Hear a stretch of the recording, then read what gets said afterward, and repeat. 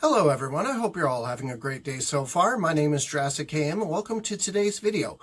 I just recently crossed 500 subscribers here on the channel, and it really means a lot to me that there are that many people who are interested enough in what I'm doing on this channel that they signed up and want to be notified and want to continuously checking out what I'm doing. It really means a lot to me, and I can't thank you all enough for the continued support and feedback. If you want to continue supporting the channel, please make sure that you are watching these videos all the way through, as that really helps out the channel more than you realize.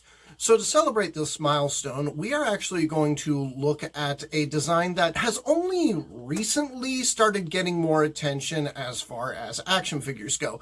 I am, of course, referring to the Jurassic Park 3 Corythosaurus.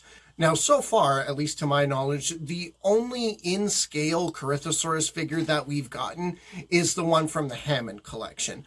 I do not have a spare one of those on hand, and to try to get one of those secondhand now is quite expensive. So what we're going to do is we're going to take this Chaos Theory Parasaurolophus toy, and we are going to customize it and repaint it to make it a Corythosaurus. So without any further ado, let's get started. So the first order of business is altering the head crest. So what I've done here is I've just boiled the kettle and I'm using my tea mug, and then we're putting the Parasaur's head in for 30 seconds. I don't want this water to go to waste, so while I'm at it, I'm just going to make myself a cup of tea. Now that the head of the Parasaur has been softened up by the boiling hot water, all we're doing now is just taking a craft knife and we are cutting off the Parasaur's ponytail. Now that the Parasaurolophus has gotten its haircut, the next thing we need to do is sculpt out the Corythosaurus head crest. For this, we will be using Milliput.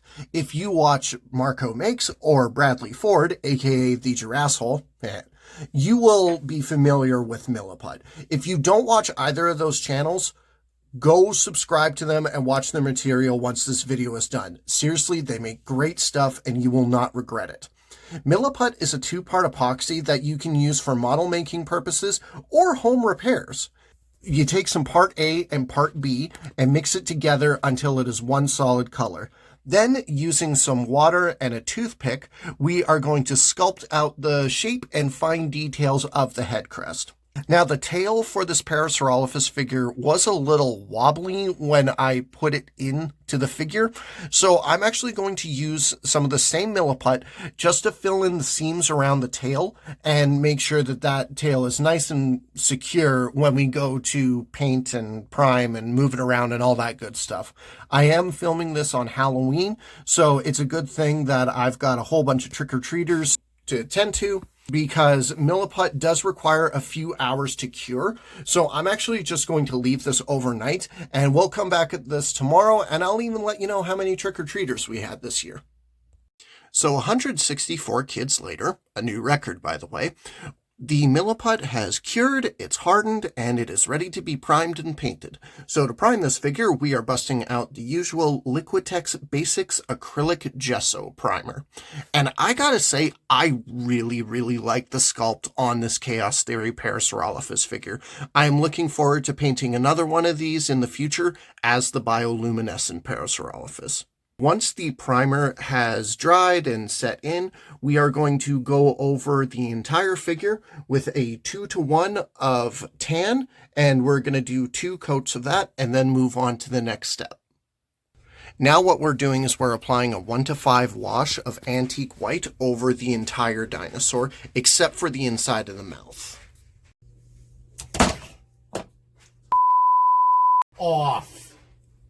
Well, that's awkward. Apparently, the Milliput around the tail seam did not cure or hold as well as I would have liked, because as I was trying to push the Corythosaurus's leg forward, it just popped right off, which is weird because it usually works. So I tried using some 2-part epoxy glue to put the thing back together, but one part of the glue was so gummed up that it was just beyond use. So I figured, while the pieces are separated, I'm just going to finish applying the antique wash while I try to think of a way to fix this. Alright, so I'm hoping that Milliput can come to the rescue here. So what I'm going to do is I'm going to just make another gob of Milliput, and then I'm actually going to put it onto the peg that's on the tail to clip inside the rest of the figure, which I need to fix the camera here so that you can actually see that. The thing with Milliput is that I never know how much to make, and I always end up making too much, but it's better to have too much than not enough. So I clearly need to hold this in until it hardens and cures, so I'm going to be here for a while, and then I'm going to wash my hands, and I'm going to touch up whatever needs to be touched up with this figure, and then we're going to pick up where we left off. So now that that debacle has been fixed, the next thing you need to do is take a 1-to-1 ratio of black and water, and we are going to do all of the black outlines and patterns on the Corythosaurus's body. Now, what I wound up having to do was I wound up having to actually take a picture of the finished side, emailed it to myself, and then repainted the other side just to make sure that there was some consistency. Next up, we do a 1-to-1 mix of citrus green and golden brown, and then we mix it with a 1-to-2 paint to water ratio, and we paint in the patterns along the Corythosaurus. Now, with some of the pattern, you can actually paint over the black stripes that we had put down earlier, because if you look at the Corythosaurus itself, these stripes, especially along its spine, are not stark black compared to the rest of the yellowish color. I almost forgot to film this part. Next up, we take a 1-to-1 mix of deep red and bright orange, mix it in a 1-to-2 water, and then we paint the crest of the Corythosaurus. For this step, we take a 1-to-1 ratio of citrus green and yellow. You don't have to cut it with water, and we are dry brushing over the golden brown pattern on the body of the Corythosaurus, as well as the scoots on the top of the feet.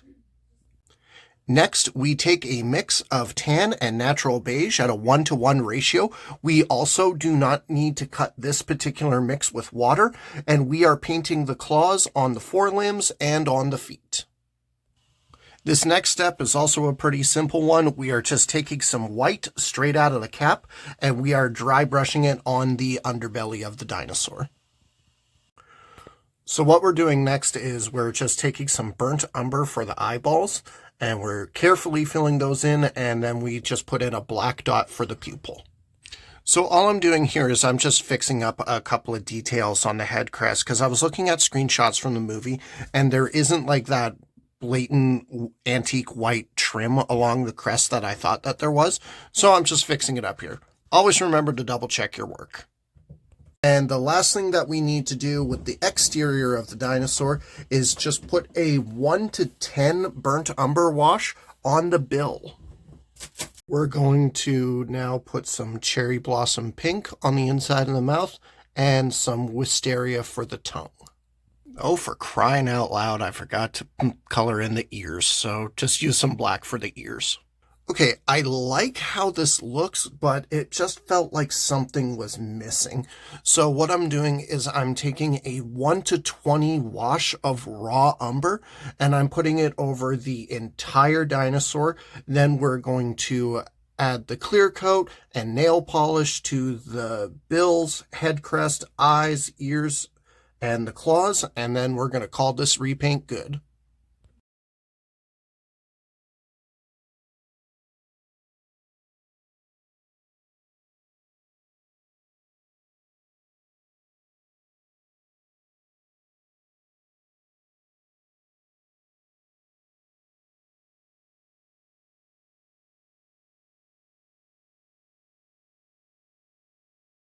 And that is how I made this custom Jurassic Park 3 Corythosaurus figure. It was a bit of a process to get to this point, but I'm really happy with how this figure turned out. We will be returning to our regularly scheduled programming on November 10th with the Jurassic World Dimorphodon figure. Folks, if you've made it this far into the video, I want to thank you so much for taking the time out of your day to watch it. Be sure to like, comment, subscribe, ring the bell for any future notifications, and share this video around. If you want to support me even further, you can join my Patreon, which the links is down below. Otherwise, just watching these videos all the way through is also a great help. Once again, I want to thank all 500 of my subscribers for being interested in what I'm actually doing on this channel to stick around this long. And here's hoping for 500 more. Once again, this is JurassicKM signing off.